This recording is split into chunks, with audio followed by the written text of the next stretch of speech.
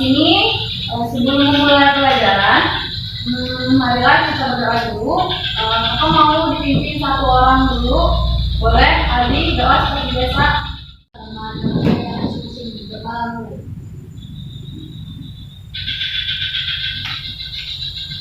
Berdoa teman-teman. Ya, terima kasih Adi. Semoga dengan berdoa tadi, apa yang kita dapatkan itu dapat mudah dipahami. Dalam bab ini, Bapak mau sampaikan dulu tujuan pembelajaran. Ada bab ini yang pertama itu setelah kalian mengikuti pelajaran ini, maka harap kalian mampu menyebutkan arti dari Quran Surah Al-Rahman ayat 33 dan Quran Surah Al-Mujadalah ayat 11 serta hadis tentang menuntut ilmu. Yang kedua, kalian dapat menjelaskan makna dari Quran Surah Al-Rahman ayat 33 dan Quran Surah Al-Mujadalah ayat 11 serta hadis tentang menuntut ilmu. Dan kalian juga bisa menampilkan contoh perilaku semangat menuntut ilmu sebagai implementasi dari Quran Surah Al-Rahman ayat 33 dan Quran Surah Al-Mujadalah ayat 11 tadi.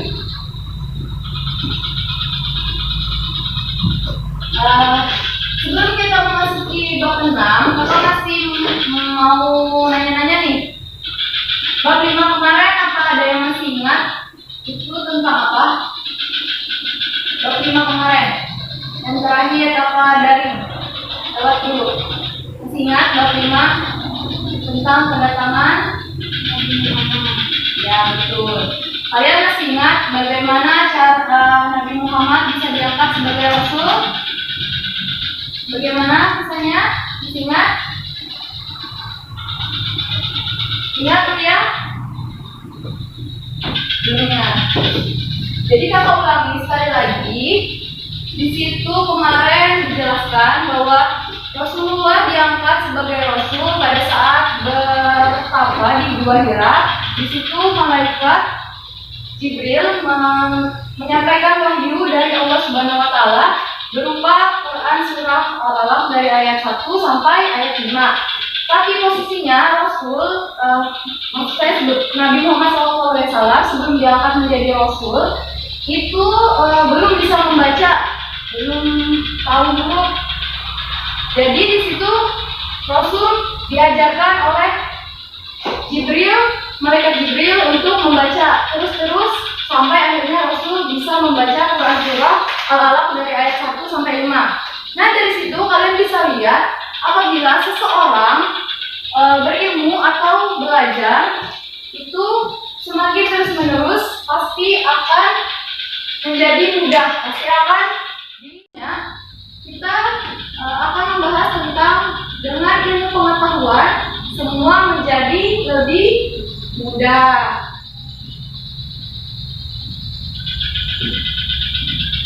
Nih, sesuai dengan pembahasan kita pada bab ini ada Quran Surah Al-Rahman ayat 33 dan Quran Surah Al-Mujadalah ayat 11. Sini sudah ada yang bisa baca Quran?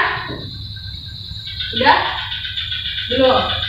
Jadi kakak bacakan dulu dari Quran Surah Al-Rahman ayat 33 itu ayatnya ya ma'asyiral jinni wal insi in istata'tum an tanfudu min aqtaris samawati wal ardi fa'anfudu la tanfuduna illa bisultan.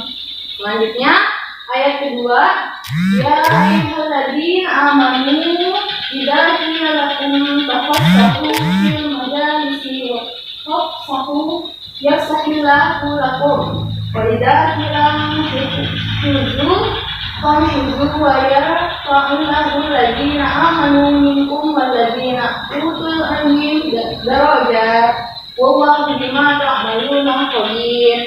Di mana yang artinya Ar-Rahman tadi, wahai golongan jin dan manusia, jika kamu sanggup menembus atau melintasi penjuru langit dan bumi, maka tembuslah. Kamu tidak akan mampu menembusnya kecuali dengan kekuatan dari Allah. Nah, di situ dari penjelasan ayatnya kita bisa menangkap. Jadi manusia kita tidak bisa menembus langit dan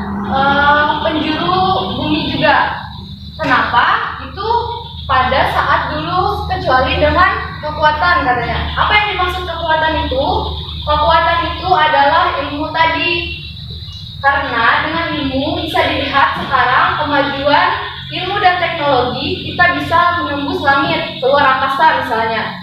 Pernah kan lihat-lihat astronot ke langit pakai jet, terus bisa menerobos penjuru bumi. Kita nih dari Pulau Pisau mau ke Australia bisa ditembus dengan waktu beberapa jam saja. Itu dengan naik pesawat. Coba sedangkan dulu bisa kita contohkan daripada zaman Nabi, dari Madinah aja ke Mekah bisa menempuh waktu perjalanan hingga 2 bulan. Tapi sekarang karena dengan kecanggihan teknologi tadi, kita bisa menempuh hanya dengan beberapa jam saja.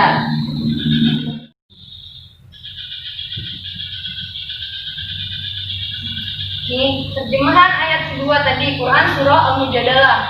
Wahai orang-orang yang beriman, apabila dikatakan kepadamu, berilah kelapangan di dalam majelis-majelis, maka lapangkanlah, niscaya Allah akan memberi kelapangan untukmu. Dan apabila dikatakan berdirilah kamu, maka berdirilah, niscaya Allah akan mengangkat derajat orang-orang yang beriman di antaramu dan orang-orang yang diberi ilmu beberapa derajat. Dan Allah Maha teliti apa yang kamu kerjakan. Tuh, sudah dijelaskan pada Quran Surah Al-Mujadalah bahwa orang-orang yang berilmu itu derajatnya lebih diangkat daripada orang-orang yang kurang ilmunya. Bisa kita lihat nih, perbedaan dari pekerjaan orang yang lulusan tamatan SD dengan lulusan tamatan S1 atau kuliah. Pasti kalian bisa membedakan, misalkan tamatan SD itu kemampuannya cuma bisa bercocok tani, cuma bisa berdagang, sampai situ saja. Sedangkan lulusan tamatan S1 kita bisa tuh mengembangkan, misalkan perdagangan yang kita kembangkan lagi bisa menjadi perusahaan. Tuh, itu untungnya kalau kita berilmu. Jadi, Papa harap kalian semua rajin-rajinlah menuntut ilmu, karena dengan ilmu tadi kalian bisa menyusun masa depan, bisa jadi bekal juga di akhirat, gitu ya. Ilmu itu terbagi menjadi banyak sekali macamnya. Yang pertama itu ada ilmu alam semesta, ada ilmu yang misalkan kita orang Islam, ilmu itu dari Al-Quran. Ilmu itu berasalnya dari mana dulu yang pertama? Sebelum ada ilmu-ilmu yang lain. Dari Allah Subhanahu wa Ta'ala. Karena Allah juga telah mewajibkan para umatnya untuk menuntut ilmu. Jadi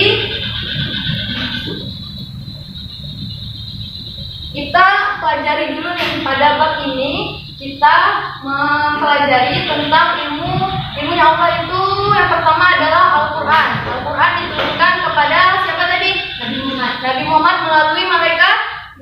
Ya, betul. Nah, di situ ilmu di Al-Quran banyak sekali terdapat, itu mulai dari hukum tajwid, hukum tafsir, hukum masih banyak lagi. Tapi pada bab ini kakak mau membahas sedikit tentang tajwid. Tajwid itu juga terbagi menjadi beberapa macam lagi. Ada tajwid alif lam, ada tajwid nun mati, tajwid tanwin, banyak. Tapi di sini kita membahas tentang alif lam. Nah, dari alif lam ini ada lagi terbagi nih menjadi 2 macam. Ada alif lam samsiah dan ada alif lam qamariyah. Tidak ada yang belajar kan di SD kemarin? Belum. Nah, jadi kakak jelaskan sedikit perbedaan dari alif lam samsiah. Itu bisa juga disebut dengan idgham samsiah dengan alif lam qamariyah atau izhar qamariyah. Itu bisa dilihat dulu perbedaannya. Yang pertama dari pengertiannya. Kalau alif lam samsiah artinya syam itu artinya matahari. Matahari itu bisa dilihat nggak dengan mata telanjang? Bisa nggak?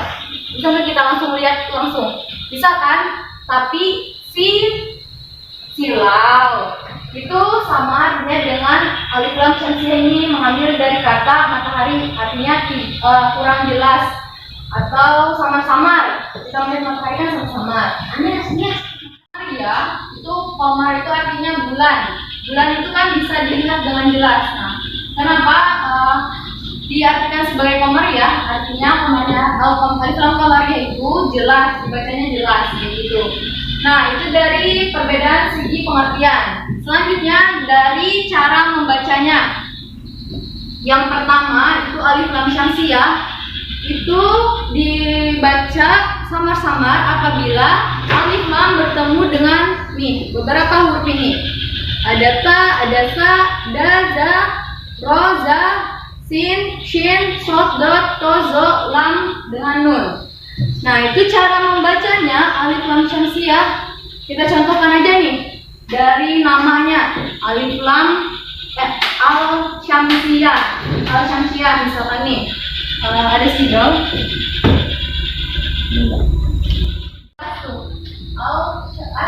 Enggak, maksudnya sama-sama al syamsiah. Al syamsiah tadi sama-sama, jadi membacanya asyamsiah. Jadi alif dan lamnya itu cuma kedengaran alifnya aja, asyamsiah langsung ke sinnya tadi. Jadi kalian membacanya itu sesuai dengan apabila tadi alif lam bertemu dengan huruf-hurufnya ini, jadi bacanya sama-sama, lamnya tidak terlalu kedengaran. Sedangkan ini ada contoh lain yang tadi ya, alif lam syamsiah. Qul a'udzu birabbin nas, langsung ke bin, bukan alif lam lagi baca bukan alam nas kan nggak bisa itu. Jadi yang selanjutnya nih al-qamariyah itu cara membacanya itu jelas dengan syarat alif lam bertemu dengan 14 huruf hijaiyah seperti a, ba, ja, ha, ho, ain, ghain, fa, qaf, qaf, mim, waw, ha dan ya. Contohnya itu sudah bisa dilihat.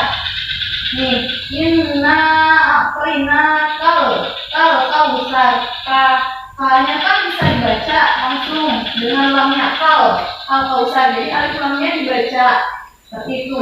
Saya di situ dulu, apa ada yang dipertanyakan? Ada? Atau ada yang dibingung atau ada yang dibingungkan, kakak ulangi. Ada yang ditanyakan lagi? Oke, ada? Ya? Ada. Kita membahas tentang memahami isi kandungan dari Al-Quran tadi. Dari surat-surat tadi, kalian bisa menerapkan perilaku orang yang cinta ilmu pengetahuan. Ada poin ini. Setelah kalian membiasakan membaca Al-Quran setiap hari, baik yang berkaitan dengan ilmu pengetahuan maupun yang lainnya, sikap dan perilaku terpuji yang dapat diterapkan sebagai penghayatan dan pengamalan surah Ar-Rahman. Dulu yang pertama itu senang membaca buku-buku pengetahuan sebagai bukti cinta ilmu pengetahuan. Yang kedua, selalu ingin mencari tahu tentang alam semesta baik di langit maupun di bumi dengan terus menelaahnya. Ketiga, meyakini bahwa alam semesta ini diciptakan oleh Allah Subhanahu wa Ta'ala untuk manusia. Oleh karena itu, manusia harus merasa haus untuk terus menggali ilmu pengetahuan. Dan yang terakhir yang bisa kalian terapkan, rendah hati atas kesuksesan yang diraihnya dan tidak merasa rendah diri dan malu terhadap kegagalan yang dialaminya. Kemudian kalau dari surah Al-Mujadalah, sikap dan perilaku yang dapat kalian terapkan itu yang pertama, memiliki rasa ingin tahu yang tinggi dan berusaha untuk mendapatkan pengetahuan tersebut. Kedua, bersikap sopan saat belajar dan selalu menghargai dan menghormati guru. Ketiga, senang mendatangi guru untuk meminta penjelasan tentang ilmu pengetahuan. Keempat, selalu menyeimbangkan ilmu pengetahuan yang dimilikinya dengan keyakinan terhadap kekuasaan Allah Subhanahu wa Ta'ala. Tapi bukan cuma sikap dan perilaku yang tertulis di situ saja yang bisa kalian terapkan setelah membaca Al-Quran. atau belajar Al-Quran. Tapi masih banyak lagi, tergantung kalian rajin atau tidaknya membaca Al-Quran tersebut. Sampai di situ dulu, apa ada yang ingin ditanyakan? Gimana? Gak ada? Nah, selanjutnya, karena kalian gak ada yang ingin ditanyakan, jadi kakak yang ingin ngasih kalian pertanyaan. Coba kalian buka di buku paket. Ini ada pilihan ganda dari 1 sampai 10, halaman 90. Nanti kalian kerjakan, itu tugas individu untuk di rumah. Nanti dikumpulkan pertemuan selanjutnya. Oke? Siap? Ya, kasih. Mungkin itu saja yang dapat kakak sampaikan. Kesimpulannya,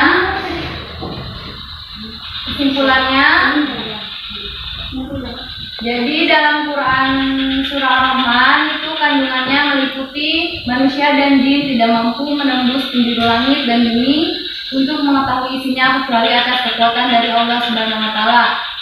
Kekuatan dari Allah Subhanahu wa taala itu berupa akal yang harus dikembangkan dengan cara belajar. Belajar itu wajib agar kita dapat menguasai dunia dan kebaikan umat. Kemudian kandungan dari Quran surah Al-Mujadalah ayat 11 itu perintah untuk menuntut ilmu setinggi mungkin. Kemudian yang kedua, perintah untuk selalu beriman kepada Allah. Ketiga, perintah untuk memuliakan orang-orang yang beriman dan berilmu pengetahuan. Kemudian tadi juga sikap-sikapnya sudah kakak jelaskan. Apa sikap-sikap yang bisa kalian teladani.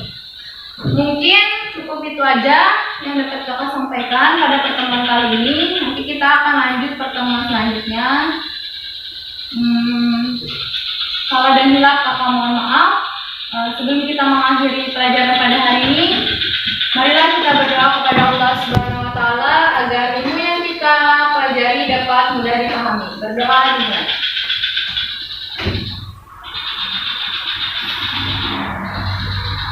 Sudah selesai. Terima kasih untuk waktunya. Semoga kalian habis ini lebih rajin lagi belajarnya. Jangan lupa tugasnya juga dikerjakan. Wabillahi taufiq wal hidayah. Wassalamualaikum warahmatullahi wabarakatuh.